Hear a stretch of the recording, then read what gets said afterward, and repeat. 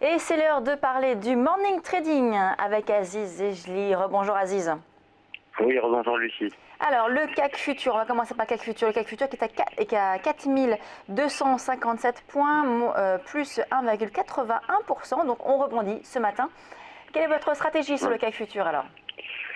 Alors c'est vrai que Lucie, ce qui est assez intéressant dans la séance de ce matin, depuis l'ouverture, c'est que déjà on a vu dans la nuit des chiffres de la croissance chinoise qui sont ressortis aux alentours des 6,8% sur le quatrième trimestre.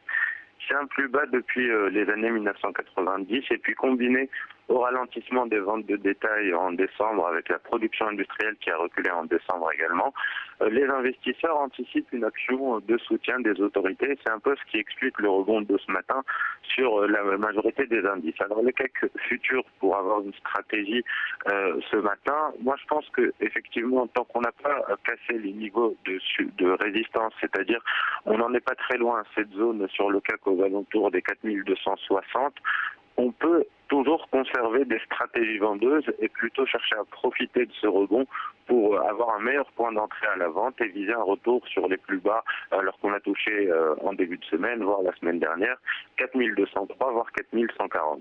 Cela dit, on a vu quand même le rebond assez important ce matin.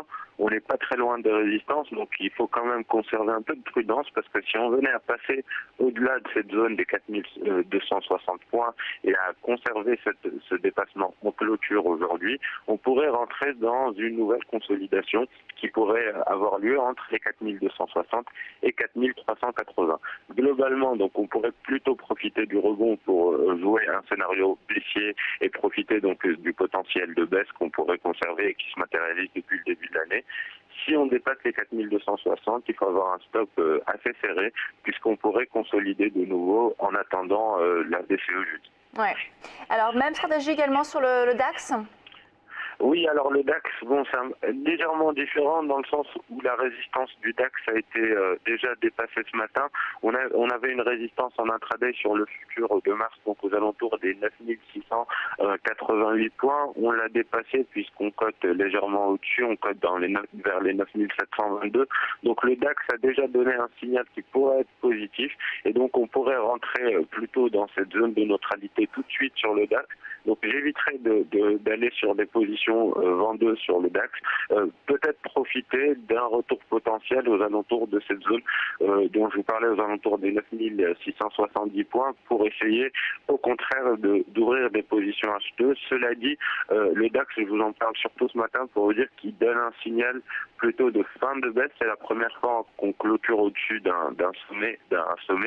Et là, en l'occurrence, on a dépassé le sommet de vendredi dernier, ce qui peut être positif. Je ne vous dis pas encore qu'on sera dans un marché haussier, mais on pourrait juste consolider dans l'attente de la BCE et donc au moins limiter les dégâts comparé à ce qu'on connaît depuis le début de l'année. Donc là l'objectif sur le DAX futur, ce serait quoi par exemple?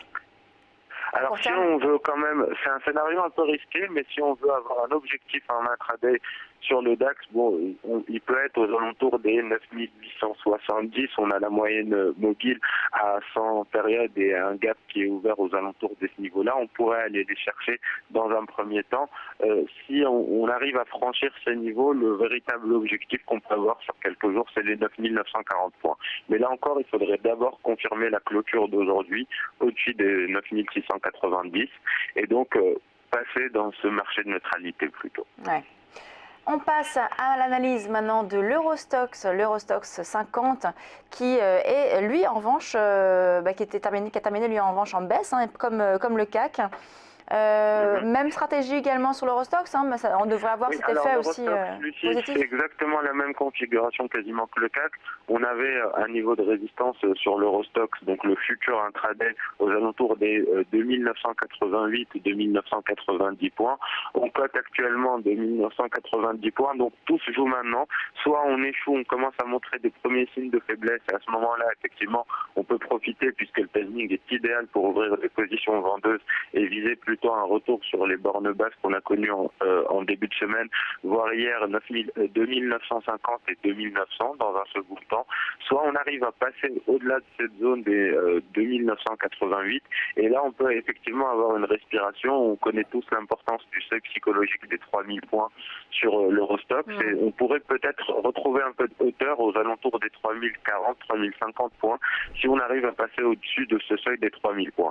Je vous parle des indices européens parce que on a l'impression quand même que avec la BCE qui arrive, avec les anticipations des autorités, d'une action des autorités chinoises avec un baril de Brent qui rebondit aujourd'hui également, puisqu'on a eu la hausse de la consommation de fuel plutôt en Chine de l'ordre de 2,5% sur l'année, on peut avoir une petite respiration et freiner un peu, contenir cette baisse qu'on connaît depuis le début de l'année. Merci Aziz, c'est noté. On marque une pause et on se retrouve tout de suite.